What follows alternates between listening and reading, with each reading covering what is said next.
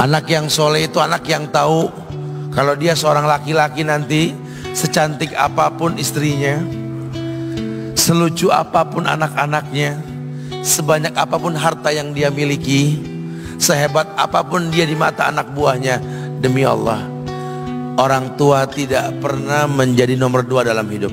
Ini banyak orang yang suka salah ini. Cuma gara-gara dunia, orang tua panjang mata menanti kedatangan anak. Jangan ya, jangan. Anak yang soleh tahu sekali, sampai kapanpun ibumu, ayahmu, sampai kapanpun. Dunia nggak membuat dia lupa ada berkah keramat dunia hidup di atas muka bumi ini.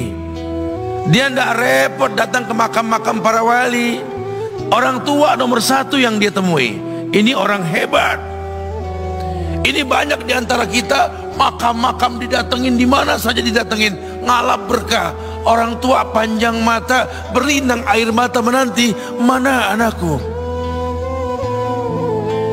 Mana pohon yang pernah kutanam? Mana pohon yang pernah kurawat? Kudengar dia sudah mulai berbuah, ingin kurasakan buahnya. Berani mengeluarkan dana jutaan untuk hal-hal yang gak disyariatkan.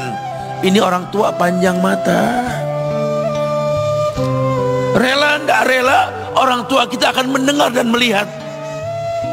Ma, aku pengen nikah, aku pengen berkeluarga, Ma.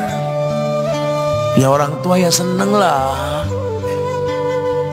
Cuma kalau inget metik buahnya belum terasa, ya ada perasaan kayak gimana gitu loh. Karena dia tahu setelah ini dia akan menikah, bahwa anak orang ada kehidupan yang berbeda yang bakal dia rasa. Orang tua makin hari makin rentan, bukan makin seger. Yang perempuan dibawa orang, ya Allah. Baru kemarin perasaan mainin poni, ini anak perempuan kita, betul. Baru kemarin mainin kepangan rambutnya, ya Allah. Ya Allah, baru kemarin perasaan saya titah dia, titah, ya Allah. Belajar jalan, bisa berlari bawa sesuatu, coret-coret tembok, aduh Masya Allah. Sekarang udah gede, dibawa orang, ya Allah, Masya Allah. Yang laki dekat sama mamahnya. Baru kemarin tangan mungilnya kita tuntun, kalau kelepas dia nangis, betul. Sekarang tangannya keker besar, tangan ibunya keriput, betul. Mau nangkep tangan anak pun sudah mulai susah. Nebawa anak orang datang dengan gagah, cium tangan, cipika-cipiki, udah. Ma, kita jalan dulu Ma ya. Udah Mama, udah. Digandeng tangan kekasihnya, dirangkul pundaknya. Ini anak laki ndak tahu ibunya kayak diiris-iris jantungnya. Dia lihat tangannya yang keriput, ya Allah. Udah berapa lama tangan ini nggak dibawa sama anak ini? Udah berapa lama tangan ini nggak digandeng sama anak saya? Kita merasa bangga akur merangkul istri kita, ibu kita ngelihat pundaknya. Udah berapa lama pundak ini nggak dirangkul seperti itu, ya Allah. Dulu aku berdandan secantik-cantiknya, ku dandankan anaknya, ku bawa di hadapan kawan-kawanku, bangga anakku.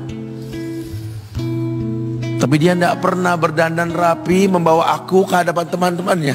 Lihatlah ibuku. Ibunya sudah kebayang, ya Allah, ini anak bakal minta nikah sebentar lagi. Yang wajar kalau orang nanam pohon pengen metik buah, wajar. Ini buah belum terasa, pohon sudah mau dibawa. Kebayang tidak? Ya Allah. Mulai dia kebayang. Sehingga rasa-rasa seperti ini menjadi tumpukan rasa di hati orang tua kita, yang nanti pada akhirnya dia pun bakal kembali ke hadirat Allah, kita pun bakal kembali ke Allah, betul? Sementara yang namanya kemuliaan datang dengan cara sabab yang benar. Ridallah fi ridal walidain wa sukhtullah fi sukhtil walidain. Ridha Allah ada di ridho orang tua, murkanya pun sama. Karena semua ibadah yang dia lakukan berujung pada surga. Dan yang paling gampang ketika dia mau menaklukkan dunia, demi Allah, berkah orang tua dulu yang dia ambil. Ini dirasa oleh orang mulia yang Nabi katakan, innahu min ahlis sama, innahu min ahlis sama. Manhu? Siapa dia? Sahabat, manusia yang pernah hidup zaman sahabat tapi nggak ketemu Rasul, yang bernama Uwais Al-Qarni, pemuda miskin pengembala kambing di negeri Yaman. Padang tandus yang dia tinggal di situ,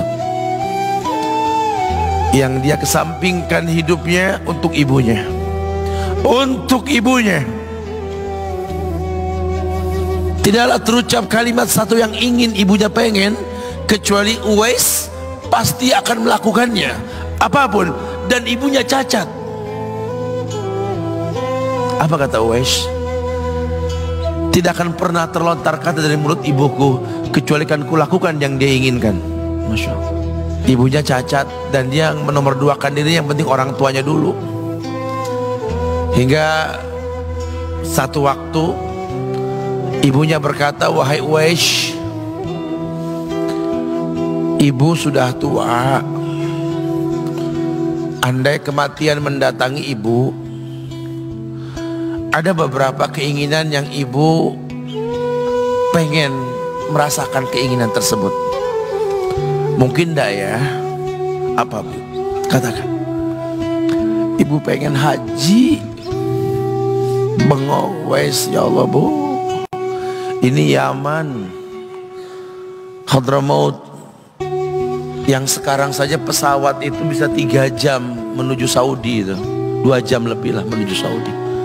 Ini lebih jauh lagi, kebayang berapa ratus kilo, berapa ribu kilo nggak tahu. Ya baiklah ibu, kata Uwais, aku tidak pernah menolak permintaan ibuku, tapi kali ini aku tidak bisa menjawab karena mikir gimana caranya ini. Apalagi dia seorang pemuda yang punya penyakit sopak, ada tanda-tanda putih di bagian badan itu kayak pano besar gitu. Udahlah, terserah gimana nantilah. Yang penting ini nomor 1 dalam hidup ini.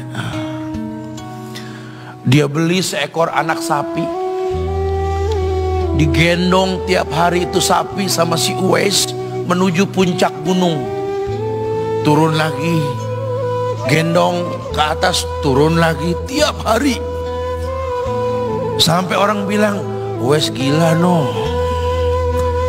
Orang sapi dipiara, dia digendong tiap hari naik gunung yang tinggi, sampai nggak berasa, dikatakan 8 bulan dia lakukan itu, sehingga terbentuklah fisiknya yang bagus karena olahraga tiap hari bawa itu sapi. Dan sapi itu makin berat, dalam hikayat dikatakan sampai di atas 100 kilo itu sapi. Kemudian dia tetap gendong ke atas dan dia yakin, bismillah saya yakin, sampailah bulan haji, ibu naik ke pundakku, digendong ibunya dari negeri Yaman. Subhanallah, gak ada yang gak mungkin. Lihat, dibawa ibunya ke Mekah, bertawaf di Ka'bah, dunia menyaksikan. Bahkan hikayat mengatakan dia sempat bertanya kepada sahabat Abdullah bin Umar, aku telah menggendong ibuku dari negeri Yaman menuju Mekah, bertawaf di Ka'bah ini, sudahkah aku membayar jasa ibuku? Apa kata sahabat Abdullah bin Umar? Bahkan satu hentakan napas pun ketika melahirkanmu belum terbayar. Bahkan satu hentakan napas pun ketika melahirkanmu belum terbayar. Dia selesaikan tawafnya, dia selesaikan tawafnya. Selesai tawaf, dibawa ibunya ke makam Ibrahim untuk sholat 2 rakaat. Selesai sholat, dia angkat tangan, dia berdoa kepada Allah, ya Allah, ampunkanlah ibuku ya Allah. Ampunkan ibuku ya Allah. Masukkanlah dia ke sorgamu ya Allah. Masukkan dia ke sorgamu ya Allah. Ibunya berbisik, Uwais, sudahlah, mintalah pada Tuhanmu ampunan untuk dirimu dan sorga untukmu. Wallahi wahai ibu, Allah ampunkan kamu, Allah masukkan kamu ke sorga, cukup untukku ridhomu yang kubutuhkan wahai ibu. Lihat, manusia saleh, hasil doa Rabbi habli minas solihin. Lihat, makanya ketika Nabi mengatakan innahu min ahli sama, ini manusia penghuni langit, Umar, Ali, temui Uwais.